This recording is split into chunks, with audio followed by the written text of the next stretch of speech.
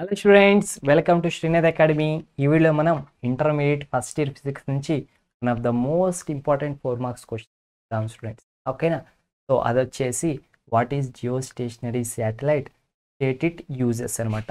ఇది most important 4 marks question students, gravitation chapter నుంచి. ఓకేనా? సో ఇప్పుడు మనం వీడియోలోకి వెళ్ళబోయే ముందు ఛానల్ సబ్స్క్రైబ్ చేసుకోండి స్టూడెంట్స్, ఎందుకంటే మనకి టోటల్ 20 ఇంపార్టెంట్ క్వశ్చన్స్ ఉన్నాయి 4 మార్క్స్కి. ఇది 13th క్వశ్చన్. మిగతా క్వశ్చన్స్ కావాలంటే సబ్స్క్రైబ్ చేసుకోండి, బెల్ ఐకాన్ ప్రెస్ చేయండి, అండ్ ప్లేలిస్ట్లో కానీ డిస్క్రిప్షన్లో కానీ మీకు లింక్స్ అవైలబుల్గా ఉంటాయి స్టూడెంట్స్. ఓకేనా? So let get start this video. Blue print చూసుకుంటే కనుక మనకి సెక్షన్ 2లో మనకి 4 మార్క్స్ క్వశ్చన్స్ వస్తాయి.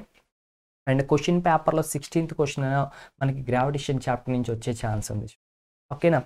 And next, what is geostationary satellite? Geostationary satellite ఏంటో మనం దాని గురించి రాయాలి స్టూడెంట్స్, అండ్ దాని యొక్క యూజెస్ గురించి కూడా మనం ఇక్కడ మెన్షన్ చేయాలన్నమాట.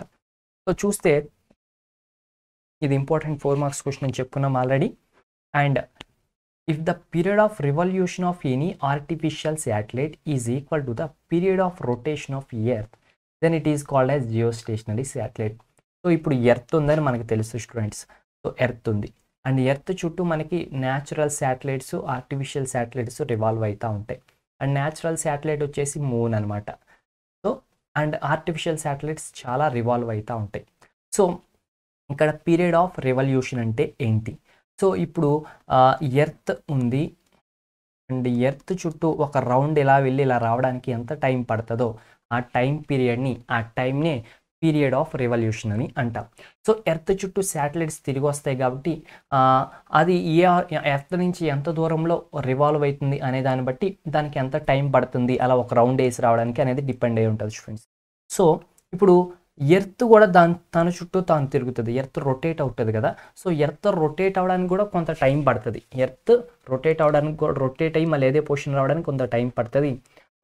దాన్ని మనం పీరియడ్ ఆఫ్ రొటేషన్ అని అంటాం. అదెంత మనకు తెలుసు కదా, 24 అవర్స్. ఇప్పుడు మనకి 1 డే అంటే ఎంత, 24 అవర్స్. అంటే ఏంటి, ఒక పగలు ఒక రాత్రి అవుతుందంటే ఇట్ ఈస్ 1 డే అనమాట. అంటే దాని అర్థం ఏంటి, ఏం లేదు, ఎర్త్ ఒక్కసారి అలా ఒక రౌండ్ వేసి వస్తుంది, అలా ఒక రౌండ్ వేసి వస్తుంది అనమాట, ఒకసారి రొటేట్ అవుతుంది అనమాట. సో ఇది ఎర్త్ యొక్క period of rotation. So earth period of rotation ఏదైతే ఉందో అది శాటిలైట్ యొక్క పీరియడ్ ఆఫ్ రివల్యూషన్కి ఈక్వల్ అయింది అనుకోండి. అంటే ఎర్త్ తన చుట్టూ తాను తిరిగి రావడానికి ఎంత టైం అయితే పడుతుందో అలాగే ఒక శాటిలైట్ ఎర్త్ చుట్టూ తిరిగి రావడానికి కూడా అంతే టైం పట్టింది అనుకోండి. అప్పుడు ఆ శాటిలైట్ని ఏమంటామంటే జియో స్టేషనరీ శాటిలైట్ అని అంటాం.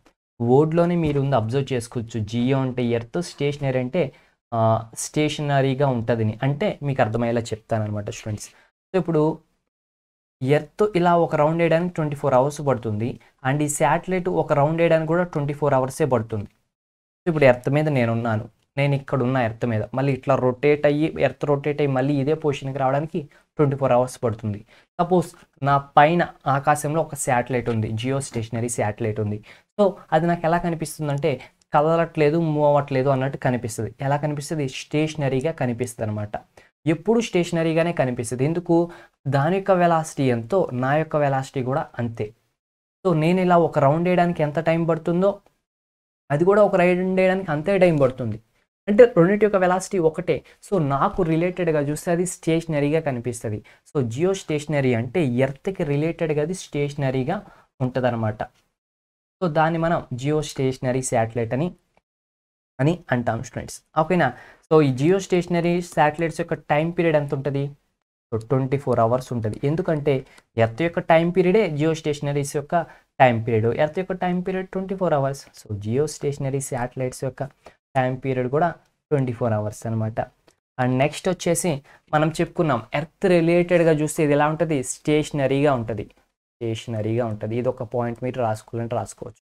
అండ్ ఈ జియో స్టేషనరీ శాటిలైట్స్ వచ్చేసి ఎర్త్ సర్ఫేస్ నుంచి 35,800 కిలోమీటర్స్ అబోవ్న రొటేట్ అవుతూ ఉంటాయి అనమాట. అంటే ఎర్త్ ఉందనుకోండి, ఎర్త్కి కొంత రేడియస్ ఉంటుంది, అది ఇగ్నోర్ చేస్తే ఎర్త్ నుంచి ఒక హైట్ ఉంటుంది, ఆ హైట్లో రొటేట్ అవుతూ ఉంటాయి. ఆ హైట్ ఏంటంటే కనుక 35,800 కిలోమీటర్స్ అనమాట ఎర్త్ సర్ఫేస్ నుంచి.